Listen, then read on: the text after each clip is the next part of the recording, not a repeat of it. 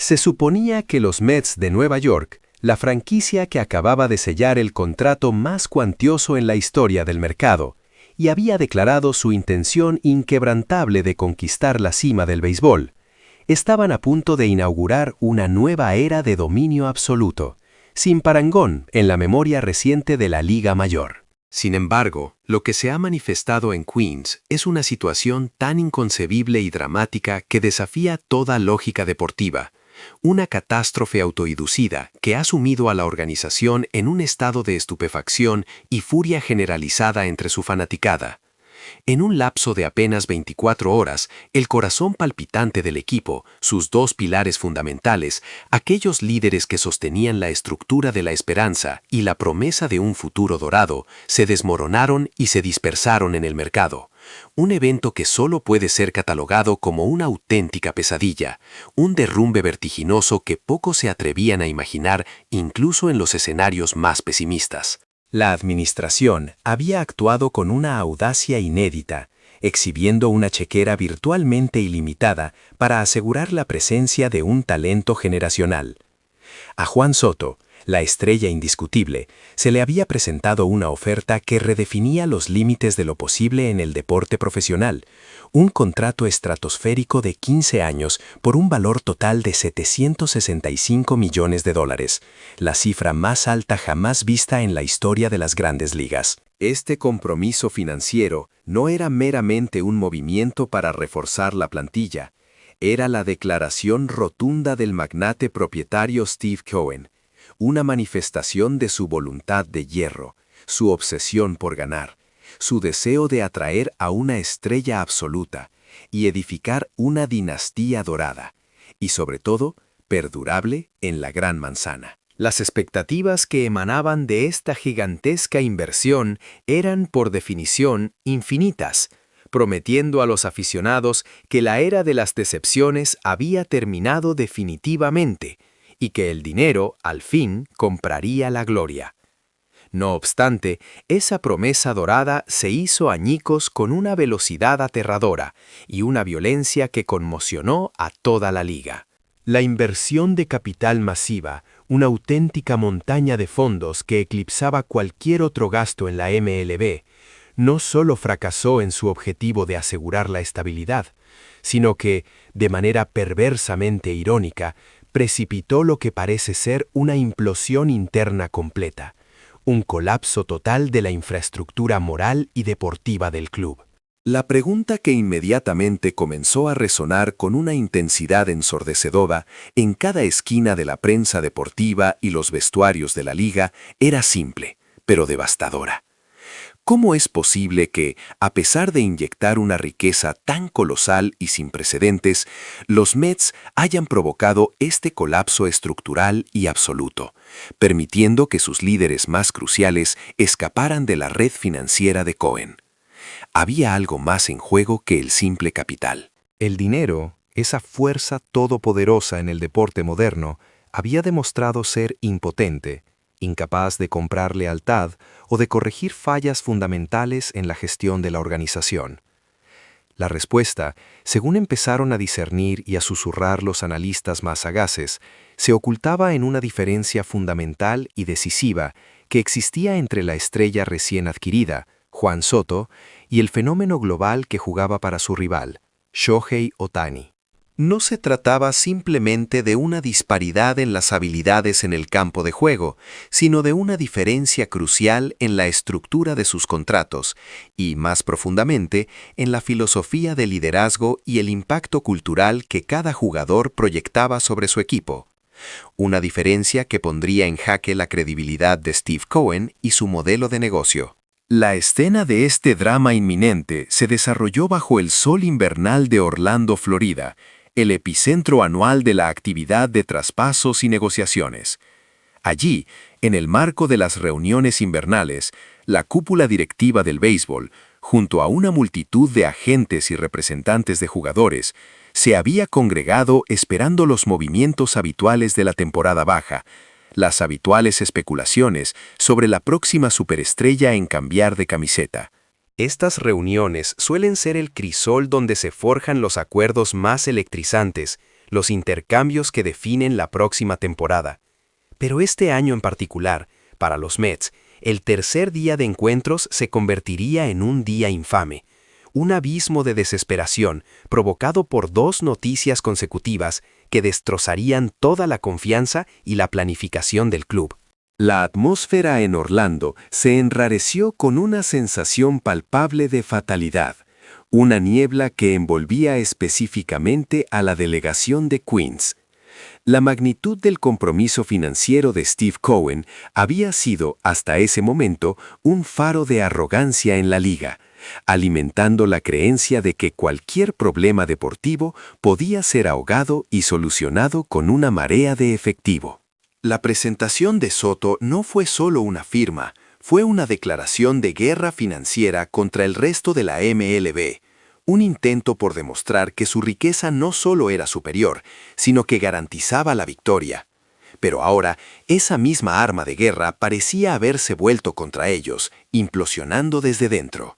La fe que el propietario había depositado en la máxima de quien más paga, más gana, se estaba desintegrando ante los ojos de sus rivales, y lo que era peor, ante la base de aficionados que había soñado con la redención tras años de mediocridad.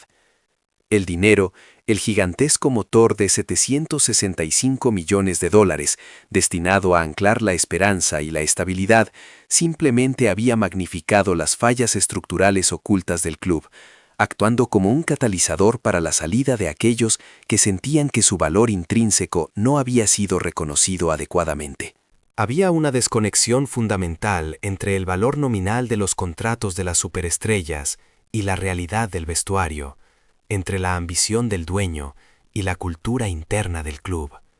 El escenario estaba trágicamente preparado para el clímax, el abandono simultáneo de dos figuras irreemplazables, que ocurriría en el transcurso de esas fatídicas 24 horas. Los Mets no solo habían perdido dinero en la puja por otras figuras, habían perdido algo mucho más valioso.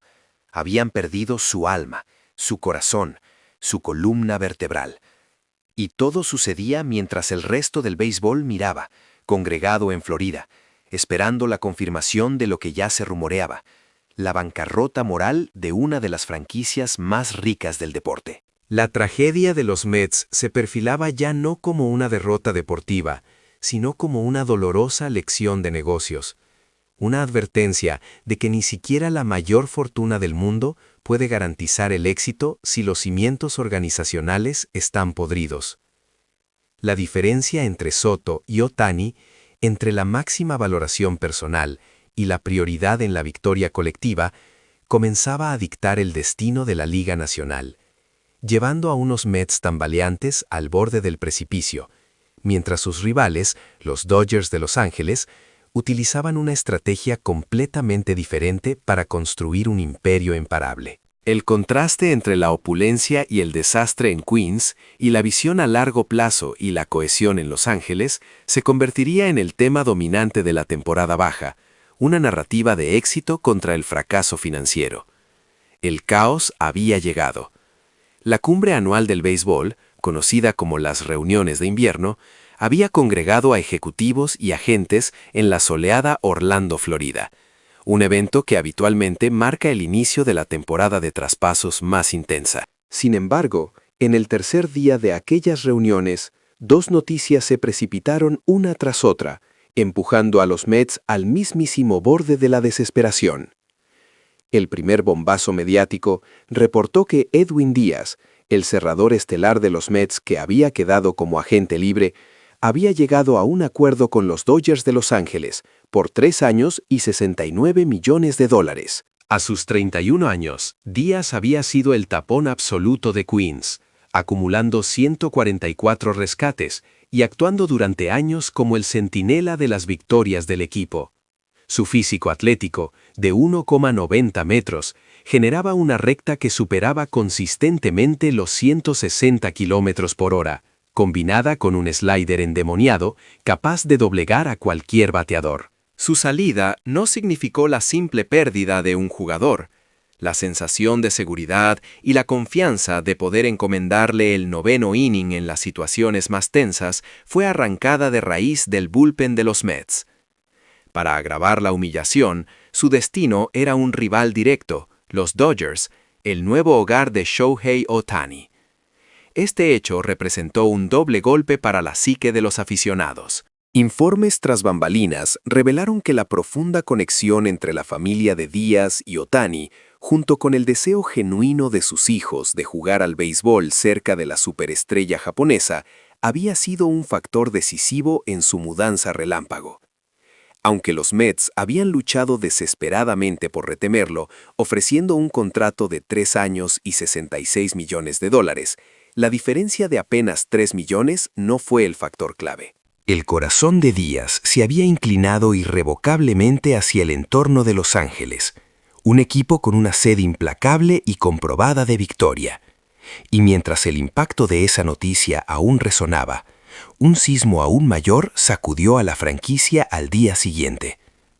Múltiples medios informaron simultáneamente que Pete Alonso, el cañonero principal y rostro de la franquicia, había acordado un contrato gigantesco con los Orioles de Baltimore por 5 años y $105 millones.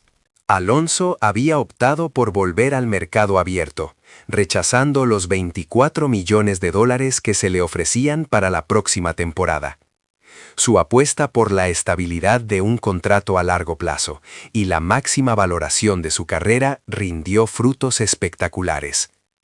El toletero de 31 años, con 264 jonrones en su carrera, aseguró el acuerdo más grande de su vida. Según Jeff Passan de ESPN, el contrato de Alonso marcó el promedio anual más alto jamás otorgado a un primera base, una prueba irrefutable de su valor de mercado. Este movimiento se produjo inmediatamente después de que el codiciado Kyle Schwarber decidiera permanecer en los Phillies por $150 millones, desencadenando una reactivación explosiva en el mercado que hasta entonces se había mantenido estancado. Fue en esta vorágine que los Mets sufrieron el peor de los escenarios posibles, perdiendo a sus 2 pilares más importantes en el transcurso de solo 24 horas. La catástrofe fue total. El cerrador y el toletero que formaban el núcleo de su ofensiva y su defensa desaparecieron en 2 días consecutivos.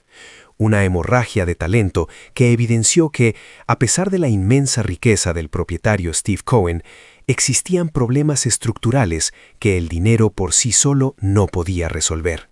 La promesa de construir una dinastía alrededor del megacontrato de Soto se había desvanecido, dejando tras de sí solo escombros.